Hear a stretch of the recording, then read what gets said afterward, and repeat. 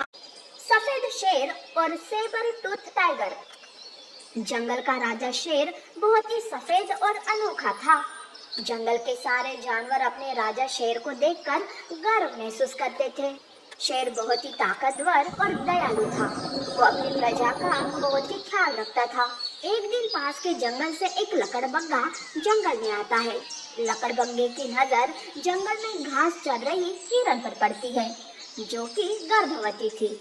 लकड़बग्गा उसे देखकर अपने मन में सोचता है, अरे वाह हिरन, इसे खाकर तो बड़ा मजा आएगा। ये सोचकर लकड़बग्गा हिरन का शिकार करने ही वाला था कि हिरन वहाँ से भागने लगती है। बचाओ, कोई मुझे बचाओ।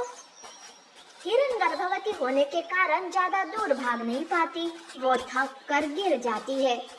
ये देख लकड़बग्गा हंसते हुए कहता है, मुझसे बचकर कहाँ तक भागोगी? आखिरकार मैंने तुम्हें पकड़ ही लिया। देखो मैं गर्भवती हूँ, प्लीज मुझे छोड़ दो। अरे वाह, ये तो 1+1 ऑफर हो गया। अब तो बड़ा ही मजा आएगा तुम्हें खाने में। हिरन के लाख गिड़गिड़ाने पर भी लकड़बग्गा हिरन की एक नहीं सुनता। वो हिरन पर हमला करने ही वाला था कि तभी सफेद शेर वहां आ जाता है और लकड़बग्गे पर हमला कर देता है। लकड़बग्गा सफेद शेर के हमले से डर जाता है और वहां से भाग जाता है। हिरन सफेद शेर का धन्यवाद करती है। महाराज, आपका बहुत बहुत शुक्रिया। आपने मेरी और मेरे बच्चे की जान बचाई। आपने एक राजा होने का कर्तव्य निभाया है। मैं जिंदगी भर आपका एहसान नहीं भूलूंगी। एक राजा होने के नाते ये मेरा कर्तव्य था कि मैं अपने प्रजा की रक्षा करूं। ठीक है, मैं चलता हूँ। तुम अपना और अपने बच्चे का ख्याल रखना। ये कहकर सफेद शेर वहाँ से चला जाता है। जंगल में दिन ऐसे ही आराम से गुजर रहे थे कि एक दिन दूर किसी जंगल से सेबर दांत बाघ वहाँ आता है। वो दिखने में बहुत ही भयानक था।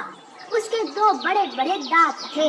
सेबर टूथ बाघ जंगल में आते ही जंगल में आतंक मचा देता है। वो चुपके से जंगल के जानवरों का शिकार करने लगता है। जंगल के सारे जानवर इस अनजान दुश्मन को लेकर बहुत परेशान थे। सारे जानवर एक जगह इकट्ठा होते हैं। तब लोमड़ी कहती है, अरे ये कौन अनजान दुश्मन है जो हमारी दोस्तों का यूं शिकार कर रहा है? हाँ, अब तो भोजन ढूंढना भी मुश्किल हो गया है।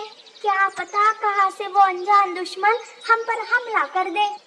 अरे पर हम ऐसे डरते डरते कब तक रहेंगे? चलो चलकर महाराज को बताते हैं, अब वही हमारी रक्षा करेंगे। ये कहकर सारे जानवर सफेद शेर के पास जाते हैं। अरे क्या हुआ? तुम सब यहाँ? सब ठीक तो है ना? महाराज, हमारी रक्षा कीजिए। जंगल में एक अनजान दुश्मन घुस आया है जो हमारे साथियों का शिकार कर रहा है। हाँ महाराज, अब हमारे लिए भोजन ढूंढना भी मुश्किल हो गया है। सफेद शेर ये सब सुनकर गुस्से से दहाड़ मारता है और कहता है, आखिरकार किसकी शामत आई है जो मेरी प्रजा को परेशान कर रहा है? अगर वो मेरे हाथ लग जाए तो मैं उसे जिंदा नहीं छोड़ूंगा। देखो, तुम सब सावधान रहना, हम जल्द ही उसे पकड़ लेंगे। तब तक तुम सब अपना ख्याल रखना। सफेद शेर के मुंह से ये सुनकर सारे जानवर राहत की सांस लेते हैं और अपने अपने घर चले जाते हैं। दूसरी ओर सेबर दांत बाघ का आतंक जंगल में दिन ब दिन बढ़ता जा रहा था। सफेद शेर के कुछ समझ में नहीं आ रहा था कि आखिर हो क्या रहा है। वो खुद जंगल में उसकी तलाश में घूमता है। एक दिन सेबर दांत बाघ दूर से सफेद शेर को देखता है और मन ही मन में सोचता है, अरे वाह, दूध के धुले शेर, तू मुझे ढूंढते रह जाएगा पर मैं तेरे हाथ नहीं आऊंगा। मैं इस जंगल को शमशान घाट बना दूंगा, जिसे देखकर तू खून के आंसू रोएगा। तब जाकर तुझे भी खत्म कर दूंगा। बाघ अपने मन में सोच रहा था कि वहाँ एक भैंस आती है। बाघ भैंस का शिकार करता है और उसे खाने लगता है कि तभी उधर से गुजर रही हिरन सेबर दांत बाघ को देख लेती है और डर के मारे चिल्ला उठती है। बाघ हिरन को देख लेता है और वो उसका भी शिकार करने उसके पीछे जाता है। हिरन चिल्लाते हुए वहाँ से भागती रहती है। महाराज, मेरी मदद कीजिए, सेबर दांत वाला बाघ मेरे पीछे पड़ा है। अरे हाथी बहन, लोमड़ी बहन, कोई है, मेरी मदद करो। हिरन की आवाज सुनकर शेर पीछे मुड़ता है और वो भी उसके पीछे भागता है।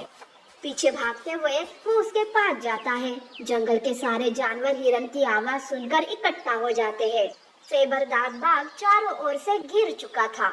अच्छा, तो वो तुम हो जो मेरे जंगल में मौत का तांडव मचा रहे थे। हाँ, वो मैं ही था। मैं तुम्हारे जंगल को शमशान घाट बनाना चाहता था, पर इस कमबख्त हिरन की वजह से आज मैं पकड़ा गया। अब मैं तुम्हें भी नहीं छोड़ूंगा। बाघ शेर पर हमला करता है। सफेद शेर बहुत ही ताकतवर था। वो एक ही वार में सेबरदाग बाघ को चित कर देता है। बाघ शेर की ताकत के सामने हार जाता है और मर जाता है। जंगल के सारे जानवर ये देखकर खुशी से झूम उठते हैं और अपने राजा का धन्यवाद करते हैं। सेबर टू टाइगर वर्सेस गोट। वो एक बहुत ही सुंदर और शांत जंगल था। जंगल के सारे जानवर बहुत ही खुश थे। उसी जंगल में एक बकरी थी जिसके बड़े बड़े सींग थे। बकरी गर्भवती थी। एक दिन हिरन, हाथी और बकरी बातें कर रहे थे कि तभी लोमड़ी वहाँ भागी भागी आती है। वो बहुत ही डरी हुई थी। ये देखकर हाथी पूछती है, अरे लोमड़ी, तुम्हें क्या हुआ? क्यों इतनी डरी हुई हो? क्या बात है? सब ठीक तो है ना?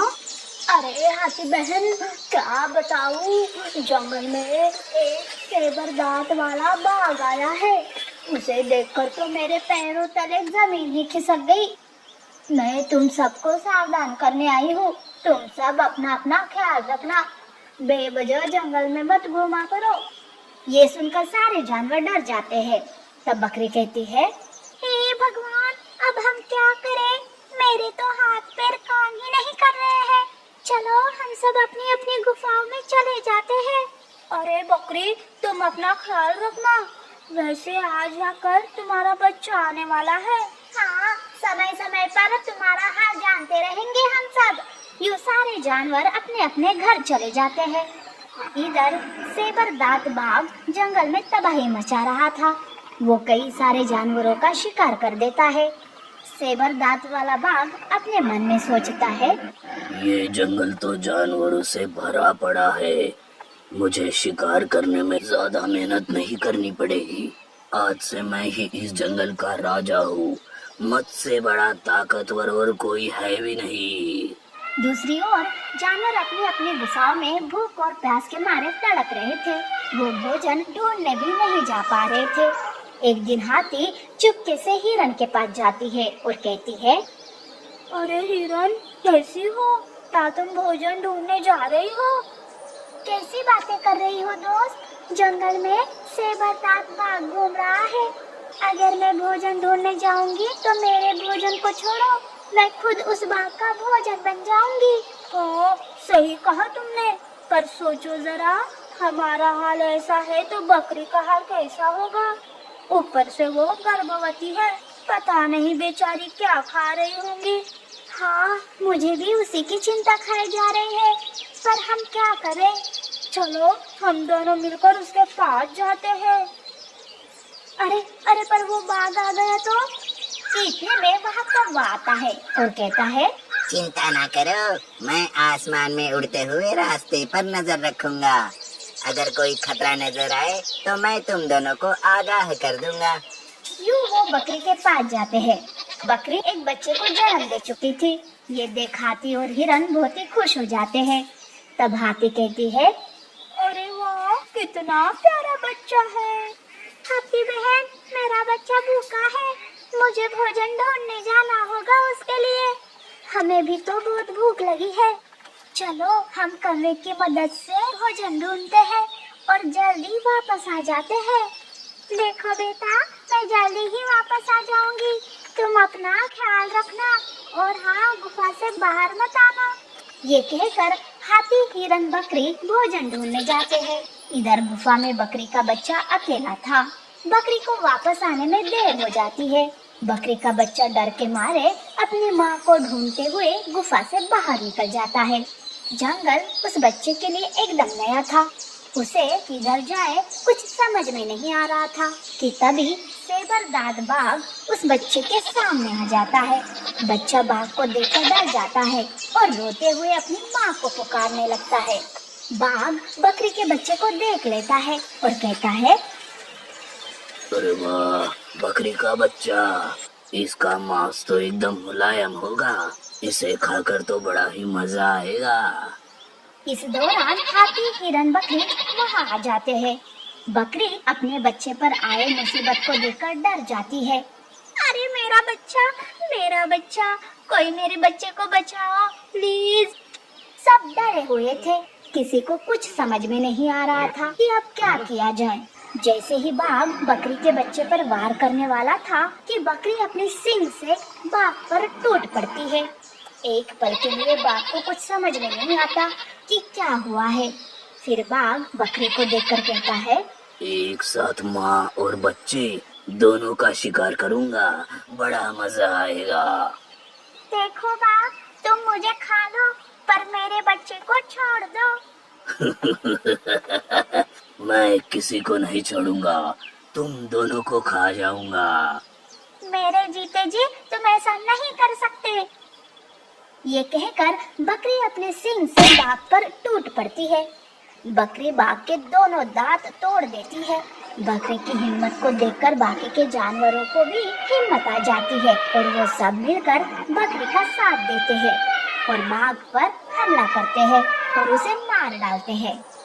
अरे वाह बकरी, आज तुमने ये साबित कर दिया कि जब एक माँ अपने बच्चे को मुसीबत में देखती है तो वो एक भूखी शेरनी बन जाती है। फिर सारे जानवर उस जंगल में खुशी खुशी रहने लगते हैं।